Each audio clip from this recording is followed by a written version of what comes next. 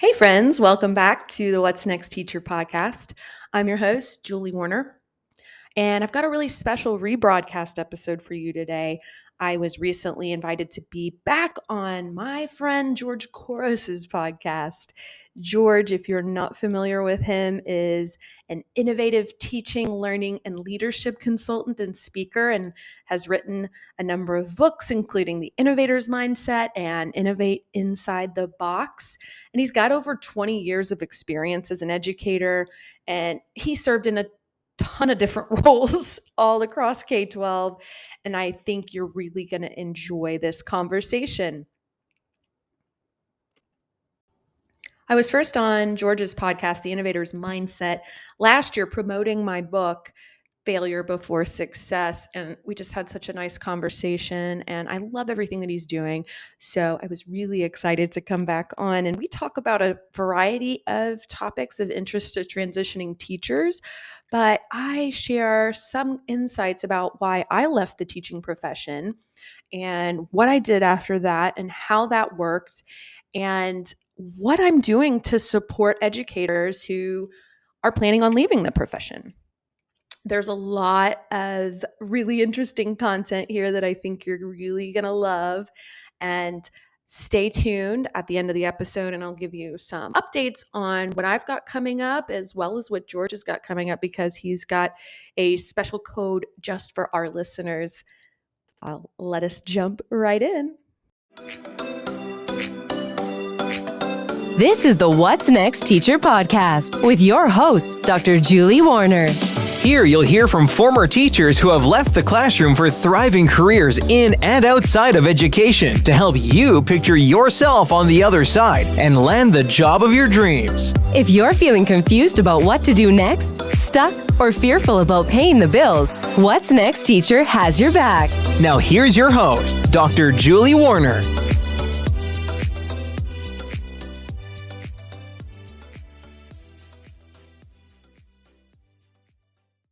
So there's a lot of conversations about educators leaving the profession and lots of reasons why that's true. And I understand it, right? And there's a lot of people talking about why that's happening. And what was really interesting about today's podcast was we weren't necessarily focused on that, even though it was part of the conversation. It was focused on, well, what could they do? What are some of the opportunities that exist for educators right now if they were to leave the profession, and maybe leave it entirely, leave it a little bit, maybe kind of do something on the side, having those opportunities there, and really how educators have these really incredible skill sets that people are looking for all over the world. And so it was a really interesting conversation with Julie Warner Packett. She actually works for the federal government in the United States. And that's something that she does currently, but she also created a company. I think it's called What's Next Teacher. And when I say I know it's called What's Next Teacher. I don't know if it's really a company or a program, but it's actually listed in the description down below. And she kind of talked about what are some of the strategies and how do we actually help support people that are moving from education into the other profession, so into new professions. So it was a really interesting conversation. And whether you are planning ever to leave education, maybe even switch roles within education, I think there's a lot of value in this conversation. So I really hope you enjoy it. I think it was a really good thing to think about. That's because this is on a lot of people's minds right now. So I hope you enjoy it. Welcome back to another episode of the Innovator's Mindset podcast.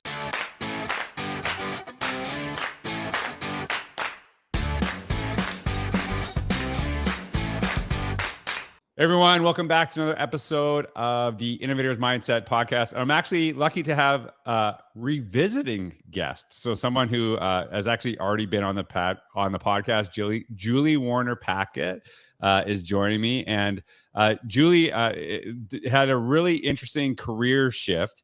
When we first talked, she talked about moving from education, becoming a data scientist, right? And do you say data or data? I know that's a weird question to ask.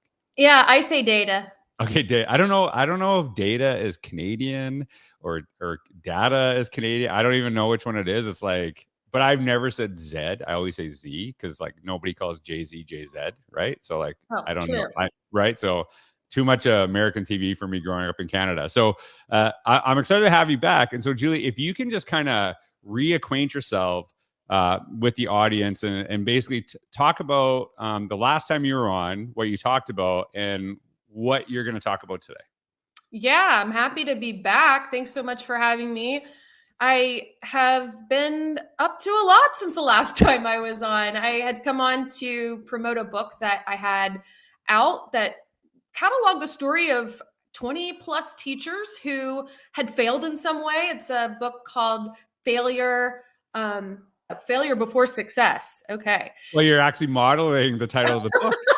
Yeah, there you go. Yeah, you gotta have a little stumble there, and then you figured it out. So you actually failed before success. There you go. Yeah, it had a different title originally that my editors didn't like. So now I'm in confusion land.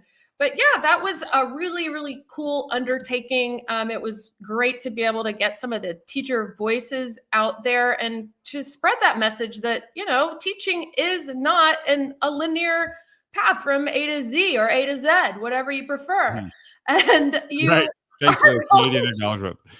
You are going to fail, and that's part of the beauty of it. That's how you figure out what doesn't work, and it gives you data, and you can use that going into the next time you teach whatever it is. And so so you're doing that. You're still working for the federal government. So now you're doing something. You're still working for the federal government, but you also started taking on a new endeavor. And so and you actually moved from DC. I don't know, can I say this? That you moved? Can I say that? Oh yeah. You moved to Tulsa, Oklahoma. And so you are working remotely, but you're also doing something else. And so what is that new thing? And I know when you explained it to me, I thought it was really relevant to what's going on with a lot of what's happening in education right now. So what is that new thing that you're actually doing today? Yeah, I mean, like a lot of folks, my job went remote overnight. I had been, reporting in person for a number of years and teleworking on the side. And then all of a sudden we're relying completely on this teleworking infrastructure we've got built up here, and everybody's working from home. Well, working from, an 800 square foot apartment with your husband that runs his own organization, right, untenable. We found out about this opportunity called Tulsa Remote, and it's in one of the incentive programs where they'll pay you to move somewhere. But this one's a little bit different because they're building a tech hub, and there are all these different tech entrepreneurs here. And I knew if I came, I would have some of that support to be able to build my own thing. And the idea that I had been knocking around with for quite some time was support for teachers that want to transition out of the classroom. And that had come about really because I had so many people approaching me. This was kind of an organic outgrowth, people approaching me going, well, you were an English teacher and now you're doing data science. Did you go back to school for that? And how did you do it? I want to do something different, or I'm curious about where my skills might transfer. And I had been doing some of that informally on the side, just coaching teachers, but I'm really interested now in scaling that because we're seeing, I think the newest piece of data that I saw from the NEA, the teachers union, was 55% of teachers said that they're thinking about leaving. Right. And, I'd love to know your perspective about why you think that stat has jumped up so high post pandemic, but that's the reality of it.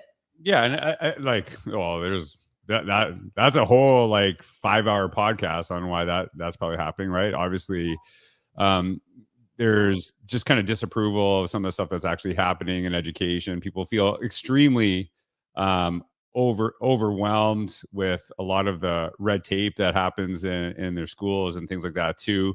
A lot of people not feeling valued. I think one of the reasons when I wrote Because of a Teacher, it was interesting because I don't know if you remember this, but remember that 2-week period where everyone loved teachers in the world? Do you remember that? It was for 2 weeks. Yeah. Right. Yeah. Right. And it was I remember that very distinctly because how naive I was, because I was thinking, oh, this is nice. Maybe the belief on education is now changing because people actually had to deal with it at home, and they started thinking different and appreciating, how incredibly difficult it is to teach. And then the 2 weeks was up, and then we got everyone. And then it was like almost people were more mad at educators after the fact. So I think that's part of it too. And I think there's a whole other myriad of stuff too. But I think sometimes I struggle with like, there's definitely reasons why people are like, I don't want to be a part of this profession anymore. And it's almost like looked down upon. And I actually think I'm like of the belief, if you're unhappy in your job, then just go. Like, I think that's part of it too, is that don't spend your whole life doing something that makes you miserable. And I probably have said this a million times, that some of the best decisions I've ever made in my life were not accepting a new job. It was actually leaving one. It was actually saying like, hey, this is something that's better for me to kind of go through this process. So I think a lot of times, kind of the idea of like failure before success, that we feel like, oh, we like let down people, like we let down kids. But if you're in a space where you're not happy, that's going to translate to your students. That's going to translate to the people around you, and that's where a lot of the issues come from. So that's why I was like really interested in kind of digging more into what you're doing, because I think there is like, even when we were, I don't know, this has been something to share, like this generation. And I don't know if I'm Gen Z or millennial, or I don't even know what I am. I'm like kind of wherever. Like, they're going to have way more careers than the generation previously.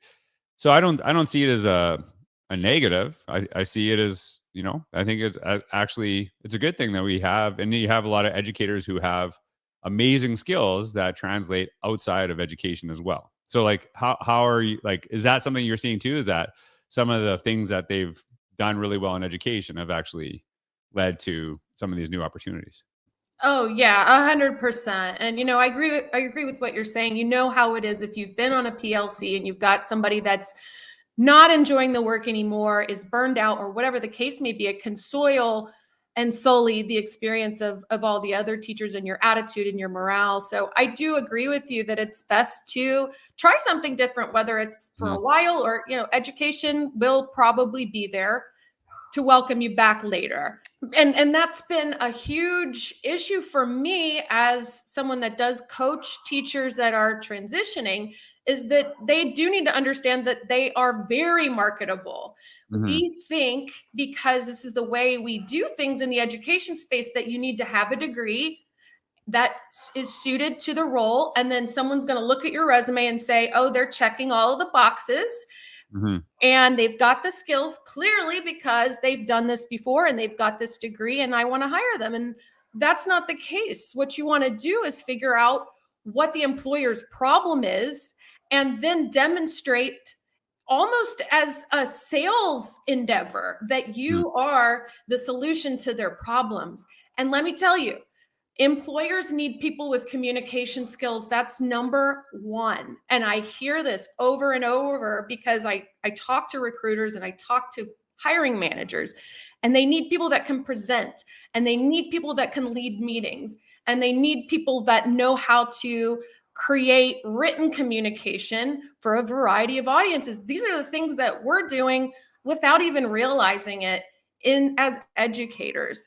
But I think there are other soft skills too that we don't recognize always. And one of those that's really key is empathy. And teachers have this in, multitudes. That's that ability to understand where people are and meet them where they are, and to have people feel felt so that they're more apt to respond to you. And that is invaluable in the workplace. But especially as we're talking about these 21st century careers, and we're in the tech space increasingly, when we thought, as educators, we never thought that we were, in the tech space, but increasingly it's really saturated with tech, right? And needs people that are proficient in tech. Wasn't that way when I was teaching, even 12, 15 years ago. Yeah. And so if you can demonstrate that you've got that ability to listen, with empathy, and to understand someone else, that's something that tech product designers need. They want to understand, how someone's going to use a product or use a piece of software. And that's something that we're really great at. The idea, I think something when someone says to me like, "Hey, I'm not really good with tech," sometimes I think, so you're not really good at learning because as part of it, like it's pressing buttons, it's figuring stuff out, it's kind of going through that process. And the thing that you said, like there's a lot of these skills that people actually have, and kind of showing that you're kind of the solution to some of the problems that some of these organizations are actually facing. I remember when I wanted to go to become an administrator, I talked to my principal at the time, and I said, like, "Hey, like, how would you like?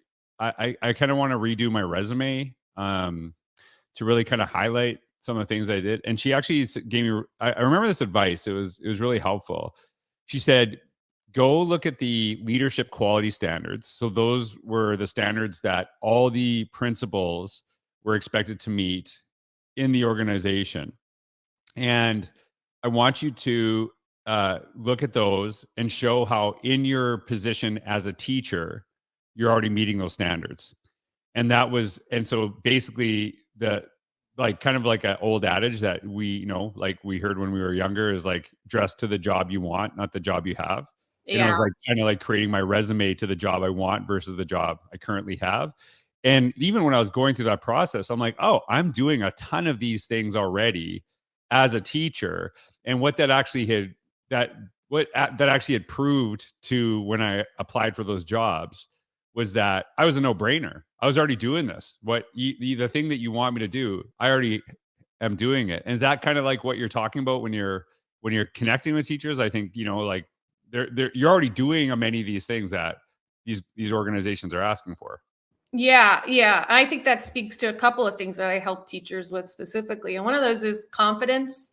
And if you do have that sense that you meet all of these specific targets or qualifications for a particular role, that's going to boost your confidence. But most of us haven't had the space or the time or the drive to sit down and map our existing skills, map our education and experience to a set of job qualifications in that way. And so we think it's a black box to us. We don't think that we're necessarily qualified, but we haven't gone through that process, so we may not know. And I also think that when we go into teaching, it's a calling, right? For Mhm. so many of us, we do not think that we're going to do anything else. So, as a teacher, I was not updating my resume regularly. I Right. wasn't keeping a log of all of the things that I was achieving that might be transferable to other industries or other roles. I'm just settling in and trying to be the best I can Mhm. at my craft. I'm not out there getting interview experience. I'm not even getting exposure to the full landscape of available roles and industries. I don't know. I'm over here in my little silo. And so Right. we feel very apart from that, and it reduces our confidence. Well, often in education, we will look at organizations and businesses, and we'll take their ideas. Like one of the things that a lot of people know is like Genius Hour or things like that, and that was by many people adopted from Google's 20% time. And I think that's great that educators are willing to learn from businesses in ways to improve what they're doing in teaching and learning. But I think the other aspect on the flip side of it is, one of the things that I would love to see is, how often do businesses look at what education does and try to learn from them? And like, if you look at the last several years, the ability to be flexible and to learn new things in a very quick manner, something education does really well. Uh, Honestly, the ability to do incredible things on tight budgets, like that's something, even like Apple, the biggest, one of the biggest organizations in the world, they still work in a budget. There's still like constraints that they work in. And I know that's like, education seems to do incredible things with way less. And doesn't mean we shouldn't fund them more. It doesn't mean we shouldn't pay people better or anything like that. But there's all these really important skill sets that educators could actually teach businesses, when you're talking about, leading meetings, having conversations, right? And that's kind of where you're seeing this connection, right? Like that there is a ton of things that organizations can learn from educators, and that will benefit, that actually they've been asking for, but not necessarily having the people to be able to do that because they're not trained in the field of education. Educators, you've given so much.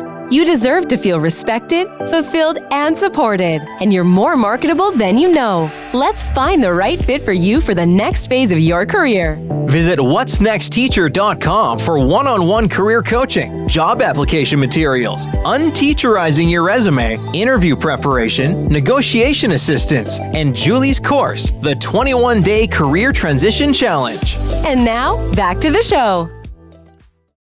Yeah, no, that's exactly right. And I am always surprised, and I guess I shouldn't be, when clients come back to me after they've been placed in a new role and they're going, I'm so valued here. This is incredible. Right. And I'm just doing the things that I did on the job every day, and it's blowing their minds, whether it's, being able to do some kind of concept mapping and figure out, how to solve some sort of problem. And that's what we're doing with students, all the time.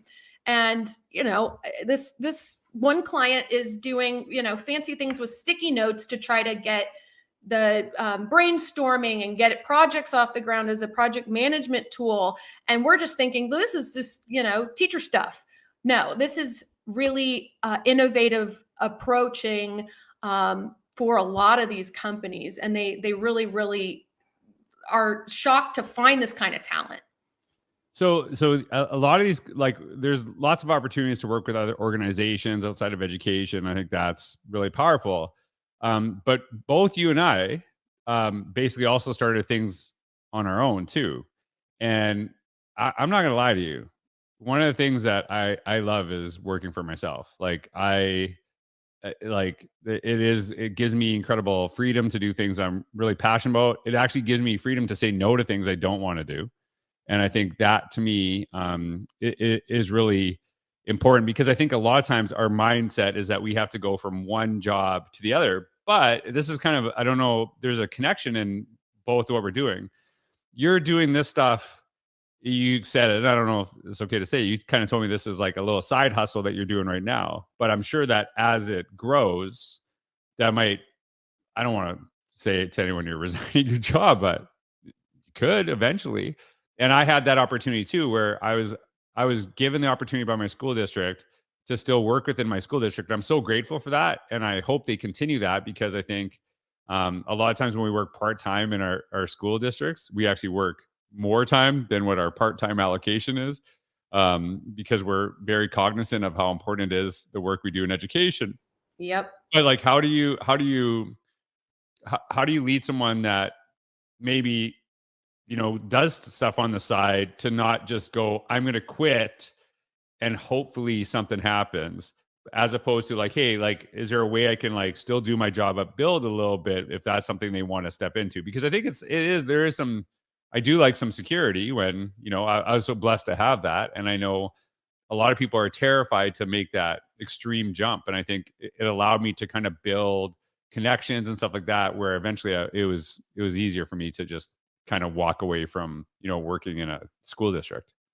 Yeah. I mean, that's top of mind for everybody, right? Security. And I hear that over and over again about the hesitations that teachers have about leaving their roles, whether it's, I've been here so long that I'm up here on the pay scale. And if I leave, I'm starting over. I don't get to bank that time. I think there's a few ways that I think about it. For me, I'm really enjoying what I do in my 9 to 5. It taps into a lot of, it's data science, but it taps into a lot of what I did as a teacher that I loved, which is problem solving, working with people. Mm-hmm. And I'm also working for an organization that does international development. So it's a helping profession, just like teaching is. I didn't know this was a path that was available to me, but this is something that a lot of the teachers I work with find too, is that there are sort of these reconfigured versions of the work that they do as teachers out there, where they can have a channel for that kind of helping and supportive impulse that a lot of teachers have. But, until I'm figuring out, a career pathway that's going to fit my values, what I'm doing now fits my values, and I get to still work with teachers on the side, which is a huge passion of mine. I just think that teachers are extremely special people. I think people that sign up to do the sacred work of teaching are incredible people, and I want to be around those people. And so I've been doing that to kind of get my fix, have this thing on the side. But if I'm able to, grow it and still, hit all of the things that I hold dear, and I'm getting all of that from what I'm doing with my time and energy, then I'm great with it. But one thing that I have advised clients that I work with to do is, if you are able to, in your current role, start to build a portfolio or start to build a skill set while you're teaching that you're going to then take on the job market, I think that's a really good strategy. So let's say that you're looking for a role in UX or user experience design, and this is where most folks probably are aware of this, but it's where you're working to create products that suit what people's needs are, right? At a really basic level. So if that's what I'm going to be doing, I want to look at maybe 10 job postings for a UX designer role and look at what are the skills in all of these. What are the commonalities across these different job postings? What are they looking for?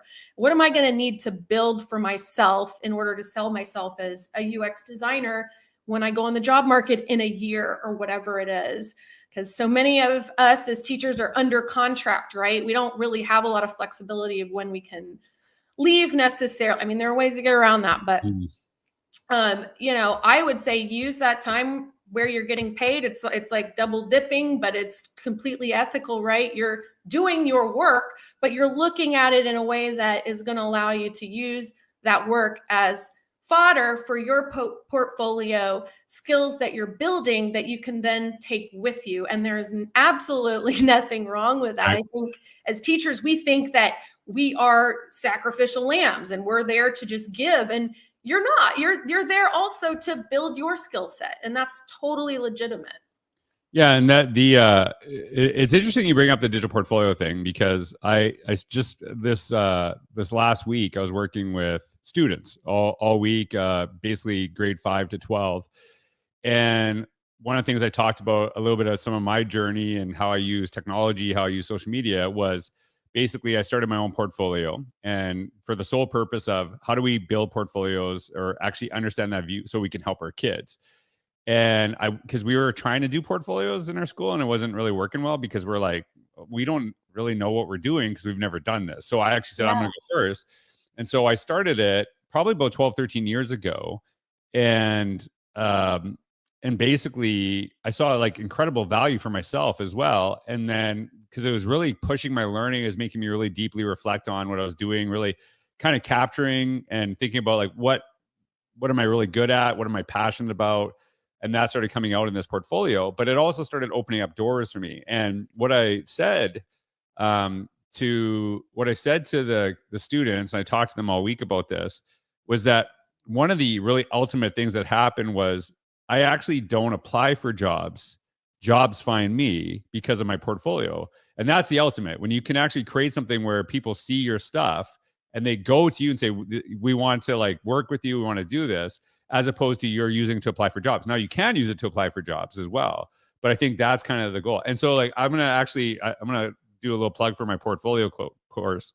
I actually do a digital portfolio course, and I'm going to actually give a little, this wasn't planned, but I'll give you 50% off with the code Julie. We're going to give you your own name coupon. It will be in the link down below. And so you can get that too. Cause like I actually work with a lot of people on building their own portfolios as well. Cause I'm going to say this straight up. It is the most powerful thing I've ever done in my learning, was create my own portfolio. It was like, cause it really pushed my learning in what we're doing. So maybe this is going to be a weird question, and I'm going to end it on this one. All right. What if you're like so successful at this venture and then just everybody leaves education? What is the negative of that? Like, is there a negative of that? Is there a positive? Like, right? Like, what if everyone listens to this like, yeah, I'm out. Like, I'm leaving. Like, then what happens, right? Yeah. Like, what happens there? Well, you know what? I care more about teachers and students than I do the institution of schooling as it looks right now. I think it's pretty antiquated.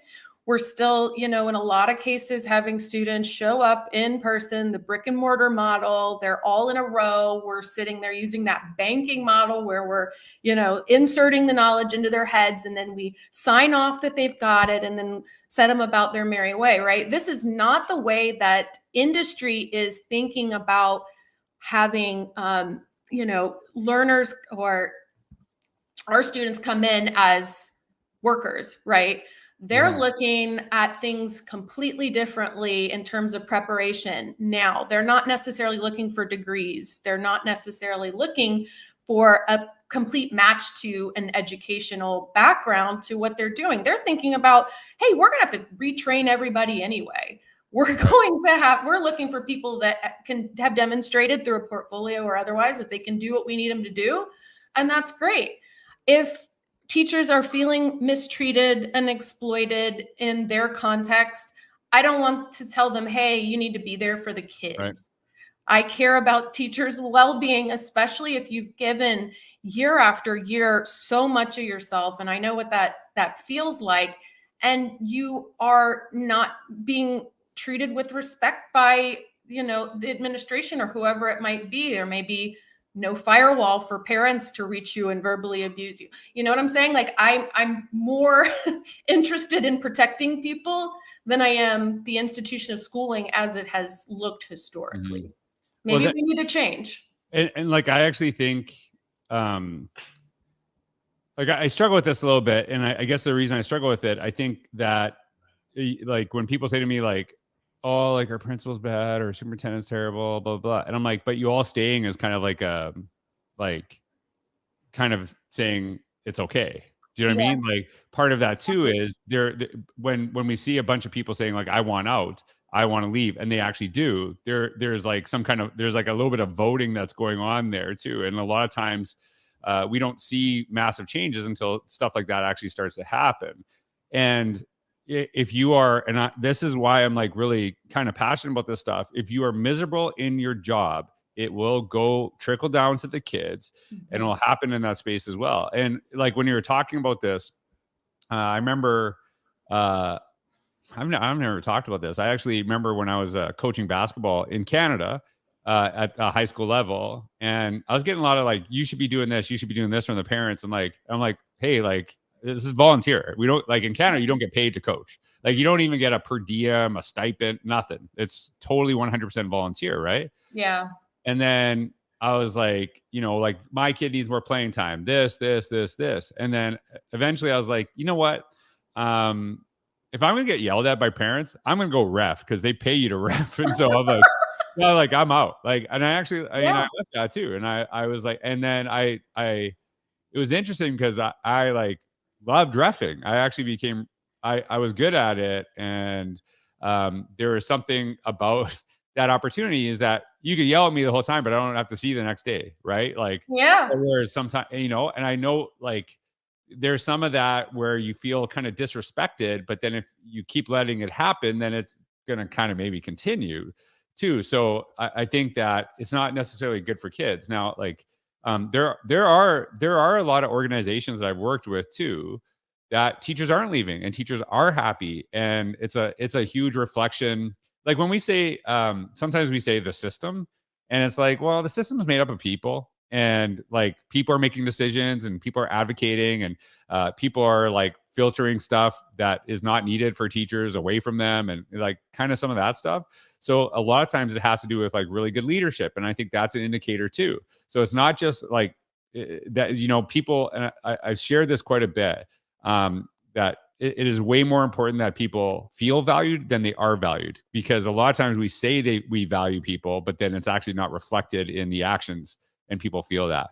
So if people are like looking for more information on the stuff that you're doing, where can they find it? Yeah, I am at www.whatsnextteacher.com and across all socials at the same title. And I just launched a podcast called What's Next Teacher, where I'm interviewing teachers that have made the transition, because I think it's the most powerful way to build your confidence is to see that it's been done, it can be done, and get a sense of what all the opportunity is out there that's waiting for you. I got a podcast guest for you. Yasmin Robbins. She'd be awesome. So put that down. Okay. Love it. So, okay. I said I had a last question for you, but this is like, I know you're an English teacher. So this is like actually kind of an important question. Okay. So I already know we talked about what the title of the podcast is going to be. And it's going to be What's Next Teacher. Is it What's Next, comma, teacher, question mark? Is it? What is it? Tell me what it is, because I do not want to be judged. I don't want to be getting like English teacher issues on my podcast title. So what is it? What Well, I was next, comma, teacher, question mark? Is that what it is? Yeah, there's no punctuation, unfortunately. I mean, on the website, when I'm writing copy, it's got an apostrophe, but okay, I know that for your site, but for the title of the podcast, it's gonna be What's Next, comma, teacher, question mark, right? I mean, it should be, but I don't do it that way. This just goes to show that, I was a non-traditional English teacher. I was a tech nerd. So, whatever you need to be able to, you can't put punctuation in a URL. All right. That's what I get more comments on my grammar than my ideas. Like, oh, you spelled bear wrong. And I'm like, oh, right? Okay, come at me. I'm ready. Right, okay. All right. Hey, well, Julie, thanks for taking the time to be on the podcast. And you'll see all the information that Julie just shared in the details down below. And so it's great to see you again. And I'm glad you're enjoying Oklahoma, Tulsa specifically.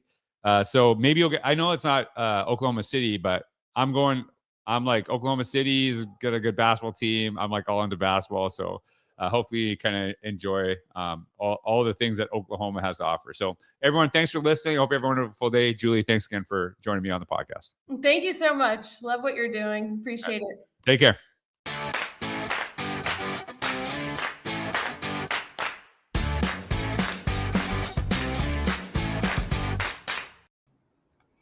Hey guys, just a quick note to remind you to sign up for my email list if you haven't already. It's at www.whatsnextteacher.com. You'll find the form to sign up there on the website. And just this morning, what I sent out to our list is a Cyber Monday deal for nearly 50% off of an upcoming workshop, as well as the priority wait list for the 2023 21-day career transition challenge. And that is 21 days of content sent directly to your email inbox from yours truly, videos and activities for each of the 21 days get you closer to that job of your dreams. I've got a couple more offers in the show notes that you'll want to check out. I am doing a teacher resume magic workshop with Out of the Class, one of our partners. If you don't know about Out of the Class, you really need to check them out. This is a brand new list of jobs, resources, and a whole community for current, transitioning, and retiring educators. What I really like about this is that these folks are super supportive and want to help teachers that want to stay or teachers that want to leave. And it's just a really good vibe over there. And they're just wonderful people. So please check out of the Class. You can find them by searching Out of the Class on LinkedIn, Instagram, and Facebook. So again, Teacher Resume Magic, that's on Monday, December 5th at 7:30 p.m. Eastern Standard Time. And this is all about how I recommend repackaging your skills and experience via the resume as you set out on this job hunt. So this is really great that it's a free webinar for you. And then on the following day, I'm offering my What's Next for Teachers workshop, where you get clear on what you might want to do, what role or industry you might want to pursue after your time in the classroom. And then finally, I've got a special offer from George Couros.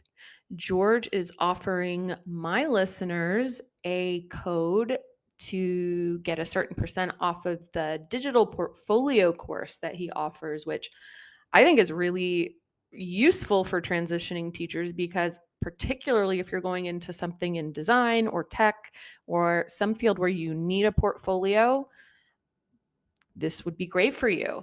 So use code Julie, Julie, and you can see there in the show notes the link to access George's course. But digital portfolios are really important for leaders, for teachers. We know they work well for our learners as well. So please check that out. It's a pretty awesome offering from George, and we really appreciate it.